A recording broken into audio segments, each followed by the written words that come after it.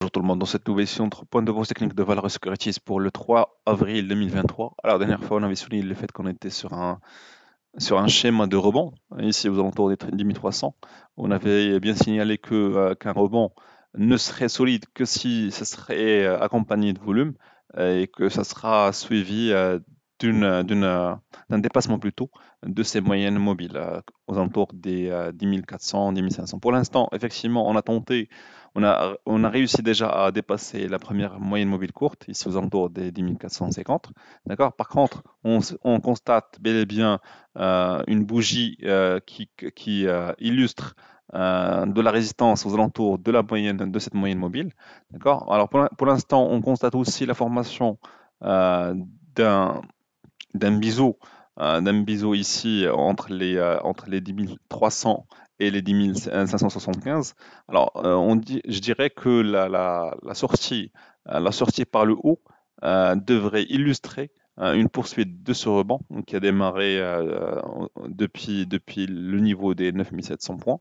D'accord? Donc, tout va se jouer sur ce niveau des 10 500. Si on parvient à dépasser les 10 500, 10 520 avec volume, je dirais que la première cible sera aux alentours des 10 650, mais ça va confirmer une première sortie qui devrait normalement, in fine, confirmer le rebond du mardi. A contrario, si on peine à dépasser les 10 520, ou même si on parvient à dépasser les 10 520 mais sans volume, ça veut dire qu'il y a toujours une forte puissance des vendeurs, ce qui devrait normalement être suivi d'une petite vague baissière.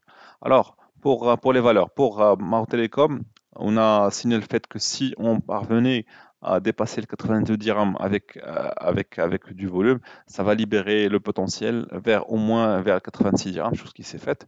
Alors pour l'instant, on a essayé de dépasser les 86 dirhams sans succès.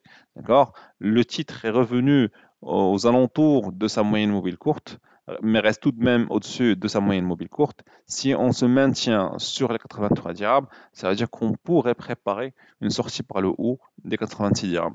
A contrario, si on ne parvient pas à se maintenir ici sur les 83, sur les 83, 82, 83, 83,3, ça veut dire qu'il va y avoir probablement une petite poussée baissière qui pourrait ramener le titre vers les 82, 81.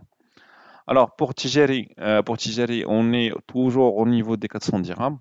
On peine à dépasser soit à la baisse, soit à la hausse ce niveau. On constate un niveau flat même de la moyenne mobile, chose qui ne nous donne plus assez de signaux quant à la poursuite ou pas de cette hausse ou d'une cassure par le bas. Alors je dirais que pour l'instant, au niveau du RSI, on constate malgré ça des plus bas de plus en plus hauts, ce qui veut dire il y a toujours une probabilité de sortie par le haut d'une poussée acheteuse sur le titre Tigeri.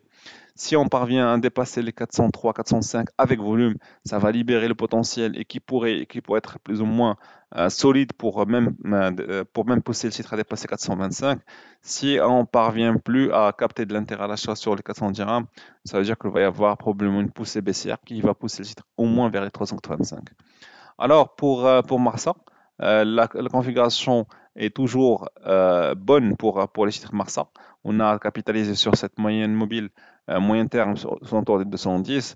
On a toujours bénéficié d'un retour des acheteurs sur le support qui coïncide aussi avec les 50% du retracement Fibonacci. Pour l'instant, on est toujours à l'intérieur de cette bande Bollinger. Si on parvient à dépasser les 220, 221 avec volume, ça va libérer le potentiel, ce qui va augmenter la volatilité sur le titre avec une probable poussée acheteuse qui va orienter le titre vers les 230. Alors, à contrario, si on ne parvient pas à dépasser ce niveau, je dirais qu'on pourrait revoir le titre revenir aux alentours des 215, 213. Alors, pour une autre valeur, pour Doha. Alors, pour Doha, on constate qu'on est sur une tendance baissière de fond sur Doha. Alors, est-ce qu'on est parvenu à atteindre le dernier plus bas? Alors, je dirais qu'à travers une analyse de l'historique Doha, on constate que les figures de sortie sur les récits sont très solides. D'ailleurs, on l'a constaté ici au mois de septembre 2022, on l'a constaté avant même en 2021, et même actuellement, même pendant, même il y a 2, 3 mois, à travers une divergence ici sur le titre au mois de janvier. Par contre, pour l'instant, on a effectivement réalisé une première sortie par le haut ici sur ce biseau, ce qui illustrait une probable orientation haussière sur le titre Doha. Ceci dit, on constate bel et bien que le titre n'est pas parvenu à dépasser cette moyenne mobile, d'accord, sur un premier plan. Deuxième plan, ce niveau coïncide aussi avec la dernière résistance, l'ex-support devenu résistance ici aux alentours des 5,95 et qui coïncide aussi avec un ancien support clé aux alentours des 6 dirhams. D'accord? Donc ce qui illustre la présence d'une vraie volonté de pousser le titre, ou plutôt d'une présence des vendeurs ici aux alentours des 6 dirhams.